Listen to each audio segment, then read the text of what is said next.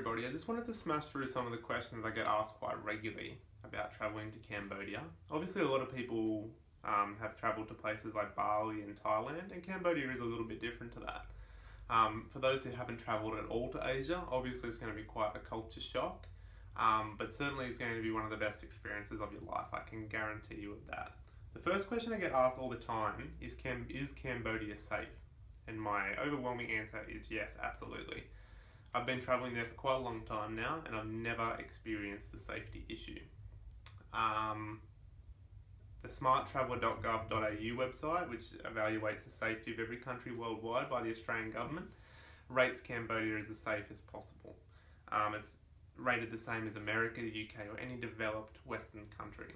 Got a full green light for the entire country, so they deem it as very, very, very safe. Obviously, the One Step team keeps a close eye on that all the time, and if there is any issues in certain parts of Cambodia, then we would change the route around that. The next question that I get asked all the time is how to get there. There's quite a few different options and quite a lot of different airlines that fly to Cambodia. All of them require a changeover. Vietnam Airlines changes in Vietnam. AirAsia and Malaysian Airlines change in Kuala Lumpur, and Singapore Airlines changes in Singapore. All the changeovers are usually only around 3 to 5 hours, and you don't have to leave the airport. The One Step team have travelled with all airlines and can talk you through the changeover process in every airport with absolutely no problems at all. It's certainly not an issue. Everything's in English, and the changeover is always very, very easy. The next question I get asked all the time is Cambodia expensive? And it is certainly not expensive for Australians to travel there. A can of Coke is around 50 cents.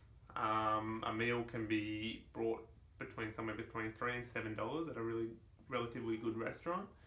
And souvenirs at the markets are extremely cheap. Another question I get asked is what happens if you don't want to ride the next day? If you are one of the riders and you're not coming in the van, and you're feeling off it for one day and you don't want to ride, that is certainly not a problem. That's one of the best things about actually this One Step One Life ride is that flexibility. If you want to give up riding altogether and come in the van, no problems. If you want to come in the van for one day and then get back on the road riding, that's also no problems. It's completely up to you, and whatever you want, we will make happen. The other question is how many kilometres will we be riding per day? It's going to be somewhere between 80 and 150 kilometres per day, with roughly the average of around 120. It would be recommended by Scott and the other riders from last year, or this year, that you do between 20 and 25 kilometres per hour in speed. So if you're doing some training for the ride, that would be the goal that you should be aiming for, and be able to do that over a 5 to 7 hour period. Another question I get asked all the time is about sickness. Getting sick, I think, is part of travelling anywhere.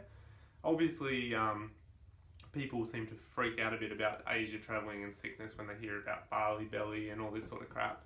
But I've personally been travelling to Cambodia for around 12 months, 18 months now, and I've only ever been sick once. The chances of getting sick are very slim, particularly where we will be eating, which will be sort of good quality places wherever possible. But even local food, which I eat quite regularly, very rarely causes a problem, so I don't think that's a big issue.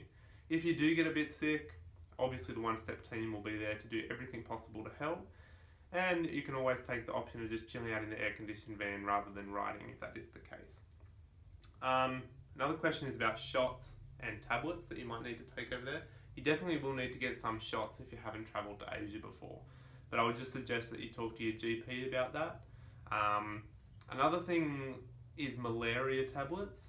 I personally would recommend just talking to your GP about the malaria tablets and seeing what they think. I personally take them sometimes if I'm travelling to remote areas, but generally malaria is not too much of a risk, but it does still exist in Cambodia, so that's a decision that you and your GP need to make. I personally take doxycycline once a day. That works fine for me, but may not work fine for the next person. So again, just talk to your doctor and see what they have to say. If you live in my local area in Western Sydney, my doctors are really fantastic and have been working with me the entire time I've been travelling to Cambodia. So more than happy to connect you with them for your shots. And the tablets, which is all sort of a bulk build consultation and stuff like that. Another question I get asked all the time is about communication back home. Cambodia is absolutely amazing with their Wi-Fi availability. almost every hotel that we stay in will have Wi-Fi available most of the time, which works pretty well. If you're really keen to contact home a lot, I can organise a SIM card for you at between $5 and $10, which will give you data and 3G in all major towns, so you can FaceTime, Skype, or bloody Facebook or whatever, people back in Australia. But on top of that, we'll also be giving you the small Nokia phone, which will be able to be used for communication between riders, riders in the van people, and also the people organising it. Another thing which I really want to be clear about is when people worry about travelling solo. I personally travel to Cambodia solo all the time, and I think it can be some of the best experiences of your life, is putting yourself out of your comfort zone and travelling somewhere new by yourself.